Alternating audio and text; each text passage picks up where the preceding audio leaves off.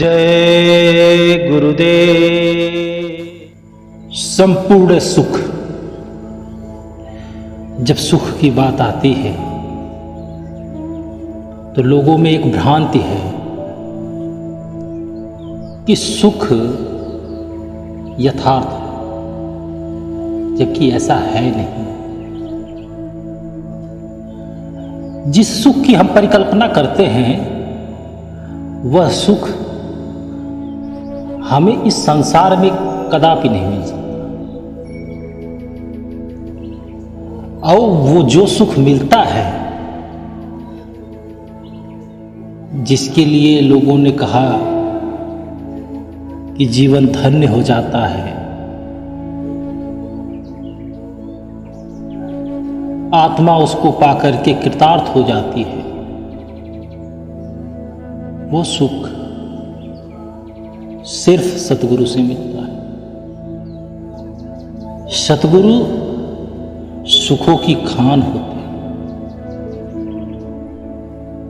दुनिया में जो सुख है वो मात्र एक कल्पना है।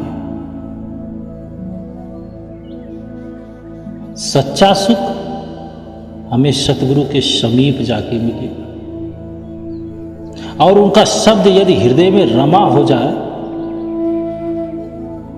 तो समझ लो कि जीवन सुखी हो जाएगा। उनके अतिरिक्त चाहे कितने ही अधिकार व धन्य पदार्थ हों,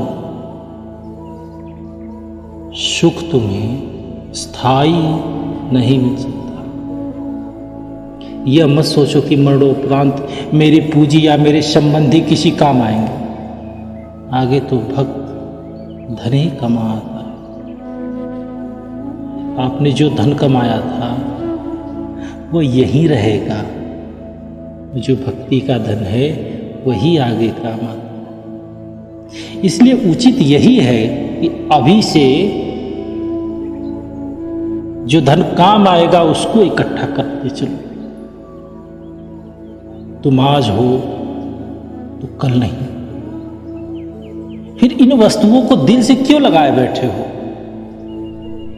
वे तुम्हारे साथ नहीं जाएंगे, इसलिए उनसे पहले तुम अपने आप को दूर कर लो, विस्मृत कर दो उनको, जिसे अंत समय में यह चित्त उसकी परिकल्पना न कर सके। जब किसी संत का जीवन चरित्र पढ़ता हूं और अपनी तरफ देखता हूं तो धरती और आसमान का अंतर दिखाई देता है। यदि सतगुरु की आज्ञा से अपने मन की अवस्था को देखता हूं तो विश्वास ही नहीं होता कि मैं भक्त की योग्य हूं कि नहीं। मैं उसकी योग्यता को कैसे प्राप्त कर सकूं? परंतु सतगुरु का आश्रय ले जब उसके उपकार को स्मरण करता हूं